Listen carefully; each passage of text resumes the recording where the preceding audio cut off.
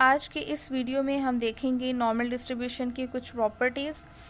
जैसे कि आप लोग नॉर्मल डिस्ट्रीब्यूशन के बारे में थोड़ा सा ओवरव्यू ले चुके हैं कि नॉर्मल डिस्ट्रीब्यूशन को ग्राफिकल रिप्रेजेंटेशन में किस तरह प्रेजेंट कर सकते हैं, या इसको हम किन किन नाम से बोल सकते हैं। That is a Gaussian and normal distribution, और इसकी जो कर्व होती है बेल शेप्ड या सिमेट्रिकल डिस्ट्रीब्यूशन।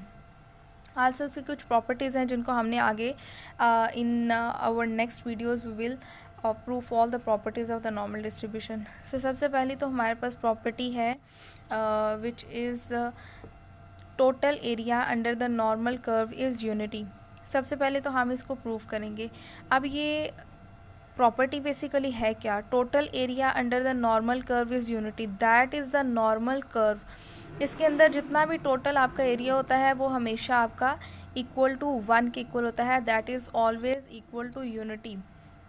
अब आपने पिछले भी कुछ जब आपने चैप्टर्स किए थे वहाँ पर आपने एरिया निकाला था। मैंने हमेशा एक चीज़ बोली है कि जब आप कॉन्टिन्यूस के ऊपर काम करते हैं तो आप हमेशा इंटीग्रेशन का साइन यूज़ करते हैं, हमेशा से आप इंटीग्रेशन अप्लाई करते हैं। जब आप डिस्क्रीट में काम करते हैं तो वहाँ पर आप समेशन यूज़ करते हैं, इंटीग्रेशन नहीं यूज़ करते।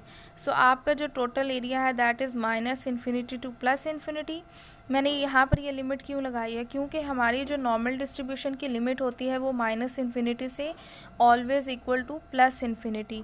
एंड आपका फंक्शन, क्योंकि हमने इस फंक्शन को ही प्रूव करना है कि क्या इस फंक्शन का जो एरिया है वो इक्वल टू 1 आता है या नहीं आता। ये आज का हमारा इस वीडियो में हम इसको प्रूव करेंगे। क्योंकि हमें इसको इसके इक्वल प्रूफ करना है तो हम इसको इस वाले पोर्शन को लेट कर लेते हैं, क्योंकि हमने इसको सॉल्व करके इक्वल टू 1 के इक्वल प्रूफ करना है। ठीक हो गया। जैसा कि आप लोगों को पता है कि हमारे पास जो नॉर्मल डिस्ट्रीब्यूशन का डेंसिटी फंक्शन है वो इक्वल टू है 1/सिग्मा 2 पाई ई की power -1/2 x minus mu divided by sigma square. तो अब मैं क्या करूँगी, जो मैंने पीछे लेट किया था हम उसमें सिंपल अपना पुट कर देंगे probability density function of normal distribution 1/सिग्मा 2 पाई ई की power -1/2 x minus mu divided by sigma square and d of x इसलिए कि आपके पास जो भी वेरिएबल आप यूज़ करते हैं हमेशा आप उसी का अप्लाई करते हैं। एक और चीज़ कि इंटीग्रेशन जब भी अप्लाई होती है वो हमेशा वेरिएबल के ऊपर अप्लाई होती है, जो भी आपका एक्स वाई ज़ेड जो भी आपका वेरिएबल होता है। बाकी जो कांस्टेंट टर्म्स होती हैं हम उनको कॉमन ले लेते हैं। यहाँ पर अगर आप देखें तो sigma is always a constant and उसके बाद आपके पास 2 भी कांस्टेंट है। तो हम क्या करेंगे कि हाँ यहाँ पर हम 1 बस सिग्मा 2 पाई कॉमन ले लेंगे, बाकी आपका एज इट इज़ ई की power -1/2 x minus mu divided by sigma square and d of x. क्योंकि इस इंटीग्रेशन को सॉल्व करने के लिए हम लेट कर लेते हैं, यहाँ पुट करते हैं y is equal to x minus mu divided by sigma. ठीक हो गया। अब आपके पास आपने इसकी जगह तो आपने y पुट कर देना है। ठीक हो गया। क्योंकि अब हम इसको x की जगह न्यू वेरिएबल में ट्रांसफॉर्म कर रहे हैं तो हमें dx को भी तो dy में कन्वर्ट करना है। तो इसके लिए हम थोड़ी सी इसको सॉल्व करेंगे, दैट इज़ सिग्मा साइड पे जाके sigma y is equal to x minus mu, और यहाँ पर x इज़ इक्वल टू आ जाएगा म्यू प्लस सिग्मा y। ठीक हो गया। नेक्स्ट आपने क्या करना है कि हम जब इसका डेरिवेटिव, अगर इस साइड पे x का डेरिवेटिव ले रहे हैं तो हमें इस साइड पे भी तो डेरिवेटिव लेना है ना। अगर हम कांस्टेंट का डेरिवेटिव लेते हैं तो हमेशा 0 आता है, प्लस सिग्मा कांस्टेंट था बाहर और वेरिएबल का डेरिवेटिव, तो हमारे पास dx भी आ गया और हमारे पास y भी आ गया। अब हम dx की जगह अपना y की ट्रांसफॉर्मेशन अप्लाई कर सकते हैं। एक और चीज़, जब आप कोई भी ट्रांसफॉर्मेशन करते हैं, जब आप कोई भी सब्स्टिट्यूशंस करते हैं अपने इंटीग्रेशन में, तो आप हमेशा इस चीज़ को याद रखें कि आपकी लिमिट्स जो होती हैं वो भी आपकी x वेरिएबल की लिमिट्स थी। तो अब हमें इन x वेरिएबल के लिमिट्स को भी y में पुट करना है। अगर आपके पास जैसे फॉर एग्ज़ाम्पल x आपके पास माइनस इन्फिनिटी था, ठीक हो गया, तो आप जब इस x की वैल्यू को y में पुट करेंगे minus mu divided by sigma, तो minus infinity up to so on minus infinity. जब आपका x माइनस इन्फिनिटी था तब y भी आपका माइनस इन्फिनिटी आया। इसी तरह जब आपका x प्लस इन्फिनिटी था तो y में जब आप इसको पुट करेंगे तो आपका y भी पॉजिटिव इन्फिनिटी आएगा। मतलब क्या हुआ कि आपकी जो लिमिट्स हैं वो रिमेन सेम ही रहेंगी। तो अब आप क्या करेंगे, आप अपने लिमिट्स को पुट करेंगे, that is 1/σ square root 2 pi and minus infinity to plus infinity, and then we have e की पावर माइनस y, इसकी जगह y पुट किया और उसका y का square divided by 2 as it is जो आपका बाहर था। और हमने अब dx की जगह पुट करना है सिग्मा dy। अब ये सिग्मा आपका कैंसिल आउट हो गया इस सिग्मा से, ठीक हो गया।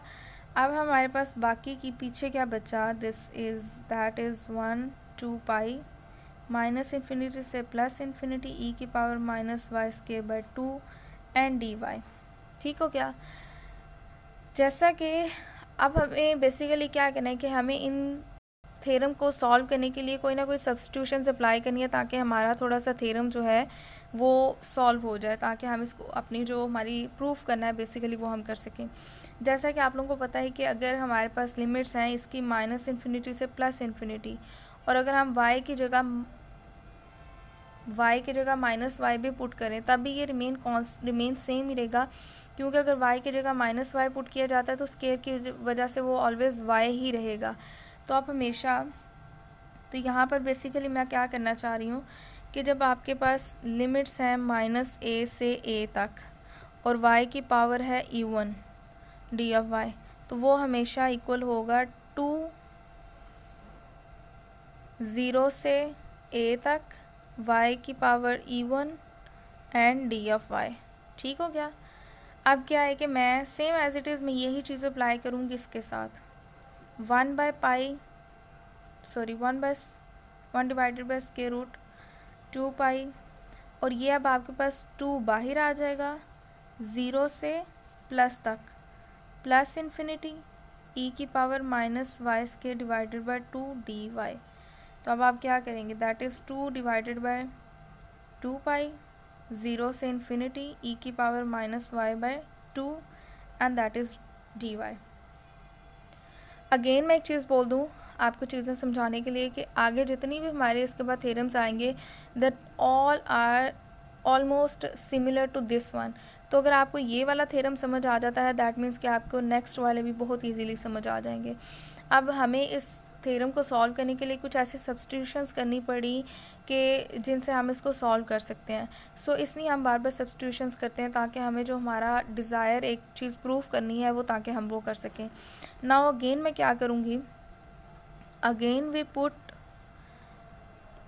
y square is equal to w, ताकि हम इसको थोड़ा सा उस फॉर्म में ले जाएं ताकि हमें इसको सॉल्व करने में आसानी रहे। अब मैं क्या करूँगी, क्योंकि मैंने आपको बोला जैसे पहले मैंने कहा कि हमें dx को हमें अब dy में कन्वर्ट करना है, क्योंकि हम x के वेरिएबल को y में कन्वर्ट करें। इसी तरह अब यहाँ पर हम y के वेरिएबल को w में कन्वर्ट करें, तो मुझे अब इस y को dy को w में कन्वर्ट करना है। सो क्या करूँगी, आप इसको इस साइड पे ले जाएं क्योंकि आपको डी वाई चाहिए।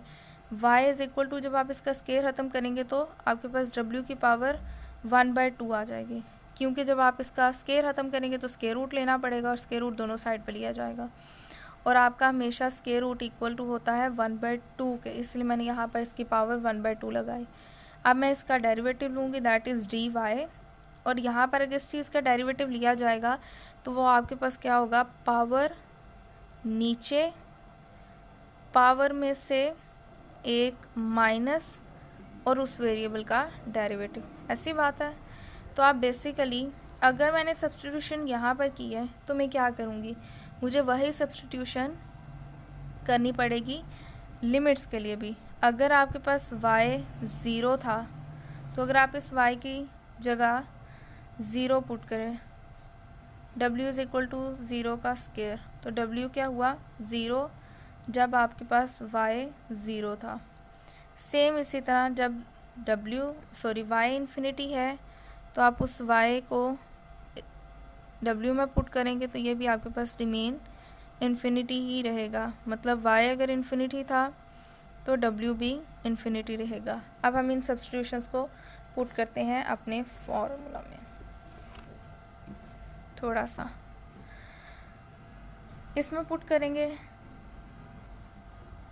Area is equal to 2 by square root 2 pi and then limits 0 to infinity e की पावर माइनस वाई स्केयर की जगह थी w divided by 2, d y की जगह पुट करेंगे दिस 1 बाय 2 w की पावर 1 बाय 2 माइनस 1 डी डब्ल्यू, this 2 cancel out with this 1, हमारे पास रिमेनिंग क्या बचा 1 बाय स्क्वायर रूट 2 पाई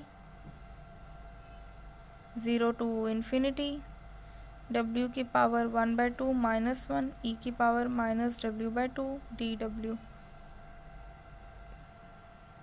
अच्छा, प्रीवियस आपके पास रिजल्ट आया है 1 divided by square root 2 pi 0 की इन्फिनिटी एंड w की पावर 1 बाय 2 e की power minus w by 2 d डब्ल्यू। इस इंटीग्रल को हम बेसिकली सॉल्व करने के लिए, टू सॉल्व दिस इंटीग्रल, ये बेसिकली इंटीग्रल जो है वो डायरेक्टली एक आपके पास गैमा फंक्शन होता है उसके इक्वल होता है। सो इसलिए हम इस आपके जो फंक्शन आपके पास जो भी आया है, ये इंटीग्रल आया है, उसको हम गैमा फंक्शन के साथ डायरेक्टली कंपेयर कर लेते हैं ताकि हमें मज़ीद किसी किस्म की सब्स्टिट्यूशंस या फिर इसके इंटीग्रल वगैरह को खोल के सॉल्व ना करना पड़े। तो आपके पास जो गैमा फंक्शन होता है वो होता है, उसमें आपकी पावर जो लिमिट होती है वो 0 टू इन्फिनिटी जाती है एंड देन आपके पास कोई भी जो भी आपके पास वेरिएबल होता है, बेशक वो x हो, y हो, z हो, w हो, जो भी है, उसकी पावर अल्फ़ा माइनस 1 e की पावर माइनस x, जो भी आपके पास वेरिएबल है, divided by beta D x, क्योंकि आपके पास वेरिएबल ही x है। जब आपके पास का फंक्शन आ जाता है तो ये आपके पास फंक्शन हमेशा इक्वल होता है गैमा ऑफ अल्फ़ा। इस फंक्शन को हम स्क्वायर रूट नहीं कहते, ये आपका गैमा का फंक्शन होता है, गैमा ऑफ अल्फ़ा बीटा की पावर अल्फ़ा। ठीक हो गया। ये हम इधर यूज़ कैसे कर रहे हैं, जैसे अगर आप अपना फंक्शन देखें तो क्या था, आप कांस्टेंट को तो इग्नोर ही कर दें, 0 टू इन्फिनिटी x, मैंने आपको वही चीज़ पहले बोली कि आपका फंक्शन बेशक वो x का हो, वेरिएबल y हो या z हो, जो भी है, तो यहाँ पर आपका वेरिएबल है w अल्फ़ा माइनस 1, अल्फ़ा आपके पास क्या हो गया 1 बाय 2 माइनस 1 ऑलरेडी है, e की power minus x by beta, e की पावर माइनस w वेरिएबल है डिवाइडेड बाय 2, मतलब आपके पास बीटा क्या हो गया 1 बाय 2 एंड डी डब्ल्यू। ठीक हो गया। अब क्या है, आपने क्या करना है कि आपने सेम एज इट इज़ अपने फंक्शन पे ये चीज़ अप्लाई करनी है। अगर आप देखें तो आपके फंक्शन में हमने गैमा ऑफ अल्फ़ा लिखना है, गैमा तो एज इट इज़ रहेगा, अल्फ़ा किसके इक्वल है 1 बाय 2 के। ठीक हो गया। उसके बाद हमारे पास हमें चाहिए बीटा की पावर अल्फ़ा, बीटा एक्स के नीचे होगा, तो जो हमारे पास w है उसके नीचे बीटा है 2 की पावर अल्फ़ा 1 बाय 2, हमारा ये वाला सारा इंटीग्रल इसके इक्वल आ गया। अब एक और चीज़ मैं यहाँ पर क्लियर कर दूँ कि हमारे पास जो गैमा का फंक्शन होता है, जैसे फॉर एग्जांपल गैमा 5 ले लेते हैं, गैमा 5 आपका इक्वल होगा 4 फैक्टोरियल के, या आप इसको फैक्टोरियल के फॉर्म में खोल सकते हैं या आप इसको इस तरह भी खोल सकते हैं 4 इंटू गैमा 4। ठीक हो गया। या इसके अलावा यहाँ पर क्योंकि हमारे पास 1 बाय 2 है गैमा, तो आपके पास gamma 1 by 2 always equal to square root pi के। ठीक हो गया।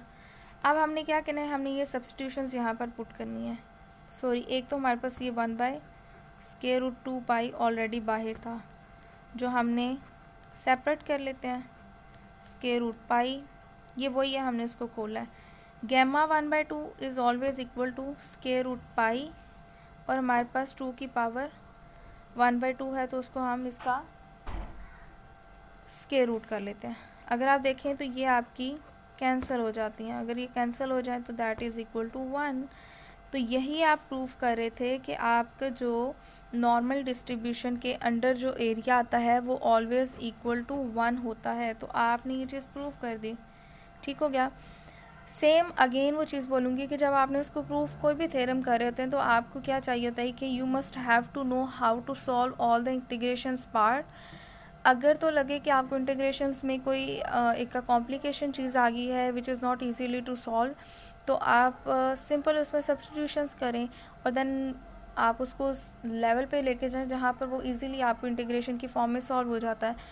यहाँ पर आप जो बेसिकली ये था, क्योंकि हमारे पास जो स्टैट्स है उसमें गैमा फंक्शन भी अवेलेबल होता है, तो हमने उस इंटीग्रल को गैमा फंक्शन में कन्वर्ट कर लिया। गैमा फंक्शन को क्लियरली अंडरस्टैंड कर लें कि आपके पास जो एक वेरिएबल होता है उसकी पावर में कुछ जिसे कहते हैं कांस्टेंट में से कुछ माइनस हो रहा होगा, ई की पावर वेरिएबल डिवाइड होगा किसी कांस्टेंट से। तो आप इस तरह जब इस चीज़ों को अंडरस्टैंड करेंगे you will clearly understand how to solve this kind of things. Again वो चीज़ बोल दूँ कि आपको ये थ्योरम करने के लिए you must have to solve 2 और 3 टाइम्स, ताकि आपकी प्रैक्टिस हो जाए। उसके बाद आपको वो सारी चीज़ें क्लियरली अंडरस्टैंड हो जाएंगी कि आप इसको बाकी सॉल्व कैसे करते हैं।